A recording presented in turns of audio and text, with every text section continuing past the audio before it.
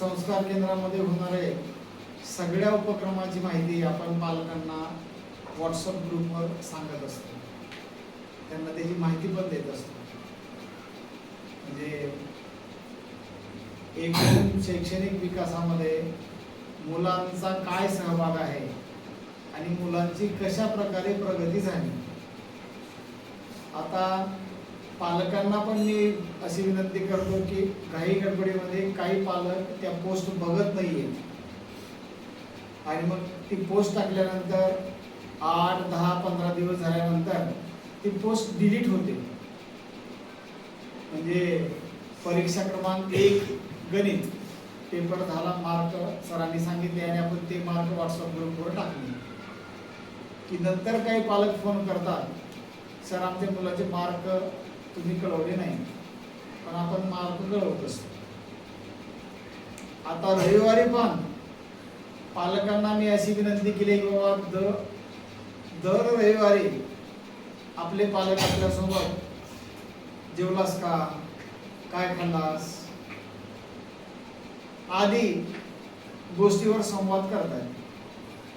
आणि तासन तास मुलं, म्हणजे काही मुलांची 3 वेळेस, काही मुलांची 4 वेळेस फोन येतात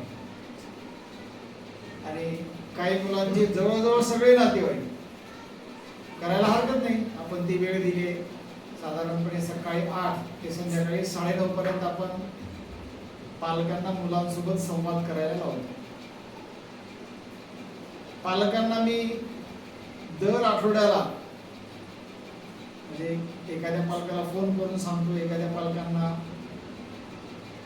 असं माहिती पाठवून सांगतो. तर त्यात आपण काय सांगतो पालकांना की बाबा खाल्लास का, आरोग्य कसं आहे, तब्येत चांगली आहे का, यासोबत त्याला अभ्यासाचं पण विचारा. म्हणजे तुझं अक्षर सुंदर नाही तर अक्षर सुंदर होण्यासाठी काय करतोयस, मन लावून अभ्यास करतोयस का. गणित, इंग्रजी आणि विज्ञान या 3 परीक्षामध्ये दर आठवड्याला परीक्षा होतात आणि याच्यामध्ये पडणारे मार्क तुला समाधानकारक आहेत का. आम्ही बघतो तुला कमी मार्क पडत आहे का, नेमकं बाळा काय कारण आहे, मग व्यवस्थित तुला विषय समजत नाहीये का, विषयामध्ये काय अडचण आहे, जी काय अडचण आहे ती तू मग त्या संबंधित शिक्षकांना विचारतोस का.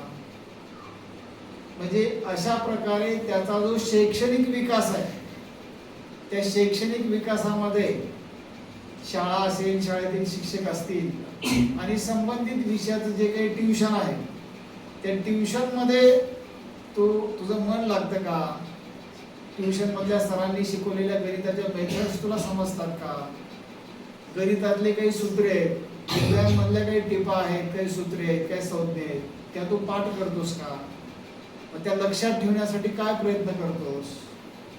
इंग्रजीमध्ये शब्द पाठांतर आहे, अक्षर सुंदर करणं आहे आणि लेखन आहे.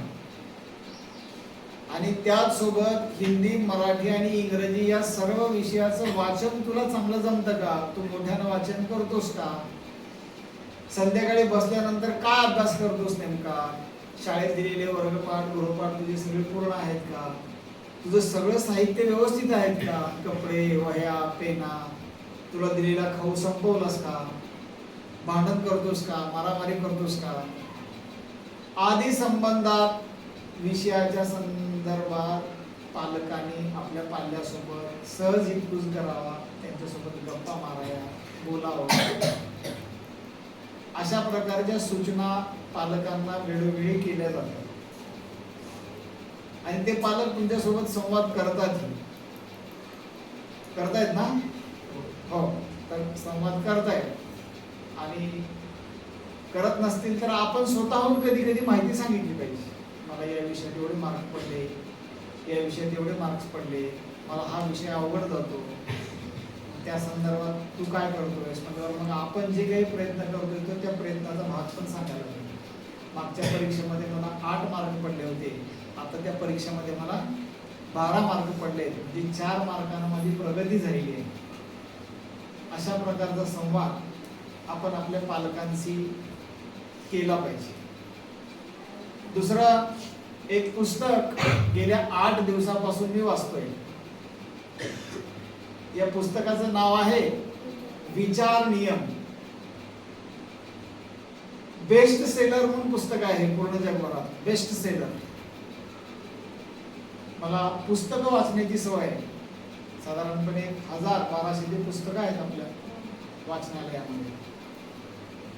बालांना उपयोगी अशी पुस्तकं आहेत, त्यातले अधिक बालांच्या उपयोगीच अशी पुस्तकं आहेत. काही वैचारिक आहेत, काही कथात्मक आहेत. हे जे पुस्तक आहे विचार नियम, हे पुस्तक हिंदीमध्ये आहे, मराठीमध्ये आहे आणि इंग्रजीमध्ये आहे. मूळ इंग्रजीमध्येच आहे, त्याचं भाषांतर हिंदी, मराठी तत्सम आपल्या सगळ्या भारतीय भाषांमध्ये या पुस्तकाचा अनुवाद झालेला आहे. पुस्तकाचं नाव आहे विचार नियम. म्हणजे आपल्या ठिकाणी असणारी जी बुद्धी आहे ती नेहमी विचार करते. प्रत्येक घटना किंवा प्रत्येक कृती करण्यापूर्वी विचार करते. एक असतो सकारात्मक आणि एक असतो नकारात्मक. म्हणजे उदाहरणामध्ये आपण रस्त्याने जातोय आणि रस्त्यावर एक पेन पडलाय. मनामध्ये पहिला विचार येतो आपल्याला, उचल पटकन. दुसरं मन सांगतो उचलू नकोस, ती पेन आपली नाही. म्हणजे वस्तू पाहिल्यानंतर विचार आला आणि 2 मनं तयार झाली. एक मनानं पेन उचलायला सांगितली आणि एक मनानं पेन नको म्हणून सांगितली. मग जेव्हा अशा प्रकारे मन जेव्हा 2 विचार करतं, तेव्हा जो सकारात्मक विचार आहे त्याला बुद्धीने आणि विवेकाने निर्णय दिला पाहिजे. योग्य निर्णय काय विचारातला, की त्यानं ती पेन जी आहे ती पेन घेतली ना पाहिजे, कारण ती पेन त्याच्या मालकीची नाही. आणि जर त्यानं तो विचार डावलून जो दुसरा नकारात्मक विचार आहे, जो सुरुवातीला त्याच्या मनामध्ये आला होता पेन उचलण्याचा, तो जर उचलला तर नकारात्मक आणि चुकीचा विचार त्याच्या मनावर, बुद्धीवर झाला आणि तो संस्कार झाला. म्हणून जीवनामध्ये प्रत्येक व्यक्ती चुकीचं का वागतो, कारण तो विचार चुकीचा करतो. बरोबर आहे की?